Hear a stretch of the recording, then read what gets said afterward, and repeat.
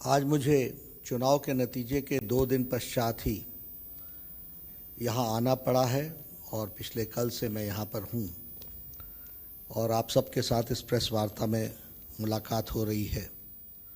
मैं ये कहना चाहता हूँ कि जो बहुत ही निर्दयता से किलिंग्स हुई हैं हमारे बंगाली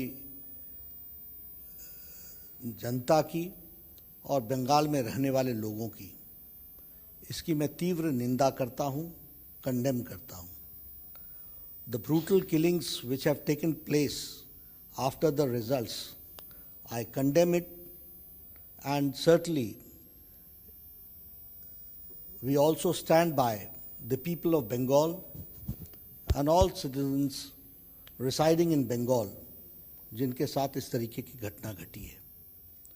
मुझे इन घटनाओं को देखकर पार्टीशन के दिन याद आ रहे हैं।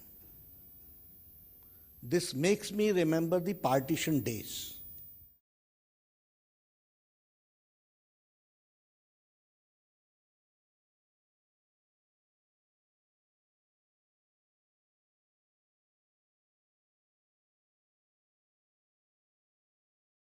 कोविड वैक्सीनेशन कार्य त्वरित से चल रहा है, जिसके तहत गवर्नमेंट ऑफ इंडिया के द्वारा करीब 16 करोड़ डोजेज पूरे देश में फ्री अब तक वितरित की जा चुकी हैं, जिसमें कि पीपल अबव 45 ईयर्स को 12.31 crore doses, health care workers को 1.58 करोड़ डोजेज, फ्रंटलाइन वर्कर्स को 2.09 करोड़ डोजेज दी जा चुकी हैं। इन डोजेज को देते हुए जैसे कि हमने लिबरलाइज पॉलिसी 1 मई से शुरू की थी, उसके तहत अब कई स्टेट्स में, करीब 9 स्टेट्स में ये कार्य और सुचारू रूप से चलने लगा है और 6.71 लाख लोगों को 18 से 44 एज ग्रुप में भी वहां पर वैक्सीनेशन दिया जा चुका है। अगर एक पॉजिटिव दृष्टि से देखें तो पाते हैं कि हमारी रिकवरीज में भी वृद्धि हो रही है, जबकि हमारे एरियाज ऑफ कंसर्न हमारे सामने हैं जिस पर हमें कार्य करना है। बट पैरेलली हम ये पाते हैं कि 1 मई से हम देखें तो daily new recovery versus daily new cases में कुछ वृद्धि नोट की गई है, जो कि 75% अगर 1 मई को थी तो वह बढ़कर अब 89% रिकवरी हो चुकी है, और जो हमारे लिए एक पॉजिटिव विषय है।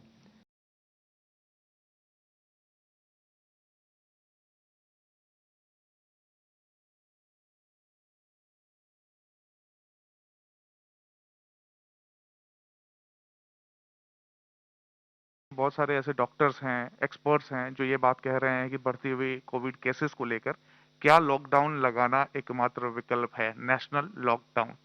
जब वायरस का स्प्रेड बढ़ता है, एक्सेसिव होता है, तो चेन्स ऑफ ट्रांसमिशन को रोकने के जो बाकी एफर्ट्स हैं उनके साथ में रिस्ट्रिक्शंस को भी बीच में लाया जाता है कि रिस्ट्रिक्ट किया जाए, people movement should be reduced, intermingling should be reduced.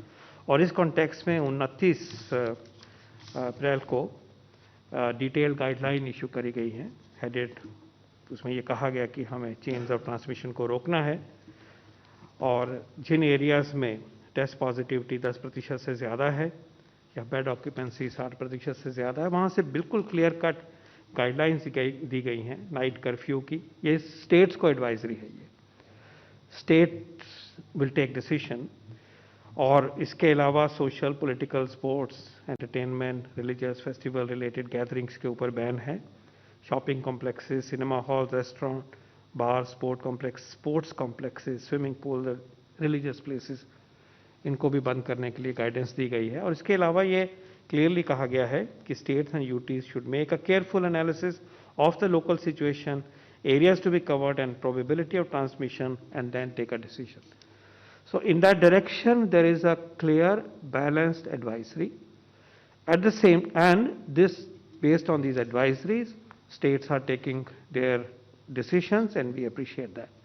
At the same time, in addition to this range of restrictions, if anything more is required, those options are always being discussed, and those decisions as required will be taken.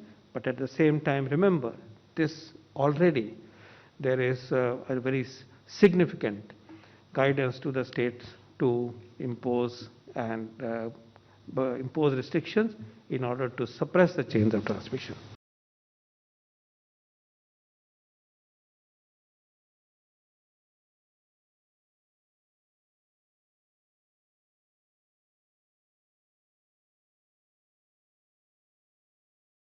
दो सवाल हैं sir, अहम सवाल। पहला तो ये कि Covishield हो या फिर कोवैक्सीन हो, इसको लेकर के जो लोग आज लगातार अपनी वैक्सीन लगवा रहे हैं, उनके अंदर एक सवाल है। सवाल ये है कि वो ये जानना चाहते हैं कि कोवैक्सीन या कोविशील्ड लगाने के बाद वो कितने दिन रेस्ट करें, घर पे कितने दिन रेस्ट करें, क्योंकि वो अगर बाहर भी जा रहे हैं और मूवमेंट कर रहे हैं तो उससे उनको कितना नुकसान हो सकता है, या वर्कआउट करना चाह रहे हैं, किस तरह की इस पर एक सवाल है। दूसरा सवाल ये है कि जानवरों से क्या ये स्प्रेड हो रहा है, ये जो भी इस पर आप बता सकते हैं। जानवरों से कोई स्प्रेड नहीं हो रहा, this is human to human transmission. Number 2, अगर आपने वैक्सीन लगाया है, कोविशील्ड लगाया है या कोवैक्सीन लगाया है, हर एक व्यक्ति में ज़रूरी नहीं है कोई साइड इफ़ेक्ट हो, कोई दर्द हो या बुखार हो या ऐसे बॉडी एक्स हो रहे हैं। अगर ये सब कुछ नहीं है, कोई रेस्ट करने की ज़रूरत नहीं है, काम करिए, काम पे आइए, काम करिए। हाँ, ज़रूरत हुई, अगर आपको दर्द हो रहा है, एक आधे दिन के लिए मामूली हरारत है, तो आप उसी के मुताबिक उसमें जितना आप अपने आप को आराम करना उचित समझें वो करिए। और कई बार बुखार थोड़ा ज़्यादा है तो पैरासीटामोल की भी ज़रूरत पड़ सकती है, rarely, uncommonly. Generally these are great vaccine, they are safe vaccine without any side effect, and therefore your default response is कि टीका लगाइए, वहाँ 30 मिनट आपसे आराम ज़रूर करवाते हैं हम, उसके बाद में काम करिए। लेकिन कुछ ऐसा है तो उसके मुताबिक अपने शरीर को जैसे आप उचित समझें उस तरह का रेस्ट की करेंगे। इसमें कोई जनरल एक गाइडेंस कोई नहीं है कि आप रेस्ट करेंगे या ये काम नहीं करेंगे।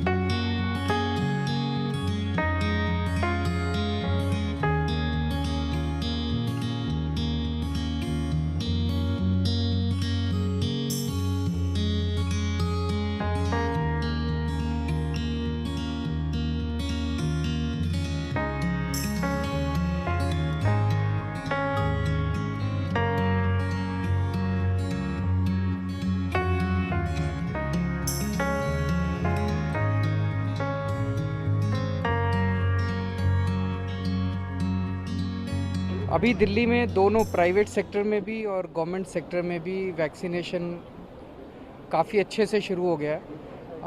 कल सरकारी उसका भी कई जगह मनीष जी गए थे, सत्येंद्र जी गए थे, उन्होंने मुआयना किया था। आज ये प्राइवेट का देखने के लिए आए हैं।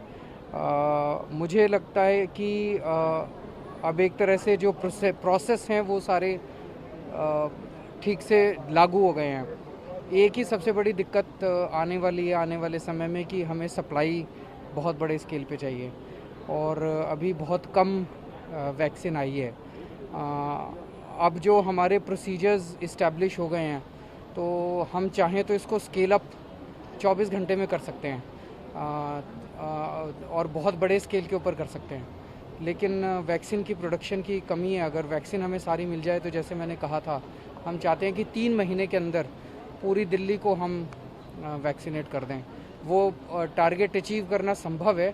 अब केवल और केवल एक ही अड़चन बच गई है कि वैक्सीन की हमें सप्लाई ठीक हो जाए।